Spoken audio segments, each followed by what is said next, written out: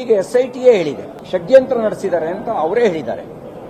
ನಾನೀಗ SITಗೆ ಮತ್ತು ಸರ್ಕಾರಕ್ಕೆ ಆಗ್ರಹಿಸ್ತೇನೆ, ಷಡ್ಯಂತ್ರವನ್ನ ಯಾಕೆ ಮಾಡಿದ್ರು, ಅವರ ಉದ್ದೇಶ ಏನು, ದುರುದ್ದೇಶ ಏನು, ಇದು ಪತ್ತೆ ಆಗಬೇಕು. ಅನುಮಾನ ಇದೆ ಮತಾಂತರದ ಮಾಫಿಯಾ ಇದ್ರ ಹಿನ್ನೆಲೆಯಲ್ಲಿದೆ ಅಂತ. ಯಾವಾಗ ಧಾರ್ಮಿಕ ಶ್ರದ್ಧೆ ದುರ್ಬಲ ಆಗುತ್ತೆ ಆಗ ಮತಾಂತರದ ಬೆಳೆಯೋದು ಸುಲಭ ಆಗುತ್ತೆ. ಆ ಕಾರಣಕ್ಕೆ ಮತಾಂತರದ ಮಾಫಿಯಾ ತೆರೆಮರೆಯಲ್ಲಿ ಇದರ ಹಿನ್ನೆಲೆಯಲ್ಲಿ ಕೆಲಸ ಮಾಡಿದೆ ಅಂತಕ್ಕಂಥ ಅನುಮಾನ ಇದೆ.